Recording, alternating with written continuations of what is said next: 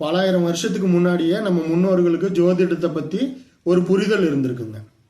எந்த விதமான டெக்னாலஜியும் இல்லாத காலகட்டத்திலேயே இந்த மாதிரி சூரியன் இருக்கு, அதை சுற்றி கிரகங்கள் சுற்றி வருது, பூமியும் சுற்றி வருது, ஒவ்வொரு கிரகமும் இத்தனை நாட்கள் எடுத்துக்குது சுற்றி வர்றதுக்கு, இந்த மாதிரி நட்சத்திரங்கள் 27 நட்சத்திரங்கள் கிரகங்கள் பூமியில் தாக்கத்தை ஏற்படுத்துது, மனிதர்களோட மனோபாவத்தை மாற்றுது, அதே ஒரு இடத்துல இருந்தால் ஒரு மாதிரியான சிந்தனையை கொடுக்குது, இடம் மாறும்போது வேற மாதிரியான சிந்தனையை கொடுக்குது. இப்படி இந்த மாதிரியான விஷயங்கள் எல்லாம் நம்ம முன்னோர்களுக்கு எப்படி ஒரு கார் மேனுஃபேக்சரர் புதுசாக காரை லான்ச் பண்ணும்போது அந்த இன்ஜினை பற்றியும் ஃபீச்சர்ஸ் பற்றிலாம் எக்ஸ்பிளைன் பண்ணி கையில் மேனுவல் கொடுக்குறாரு இல்லைங்களா, அந்த மாதிரி பிரபஞ்சத்தோட மேனுஃபேக்சரரான கடவுள் நம்ம முன்னோர்களுக்கு சொல்லி கொடுத்துருக்கணுங்க.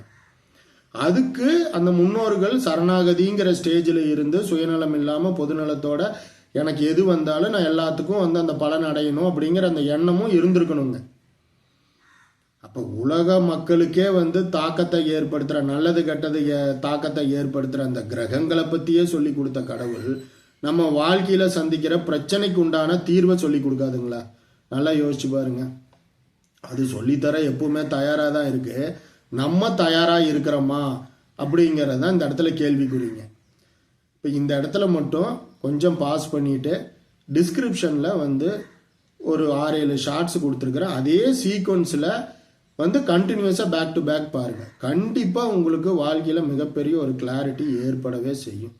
அதை பார்த்துட்டு இதை கண்டினியூ பண்ணிங்கன்னா இன்னும் உங்களுக்கு பெட்டர் கிளாரிட்டி கிடைக்கும்னு நான் ஆழமாக நம்புகிறேங்க. அப்போ நம்மளை நம்ம தயார்படுத்திக்குவோம், பிரச்சனைக்கு உண்டான தீர்வை தெரிஞ்சுக்குவோம், பிரச்சனை அனைத்தையும் தீர்த்துட்டு அற்புதமான வாழ்க்கையை வாழ்வோம்.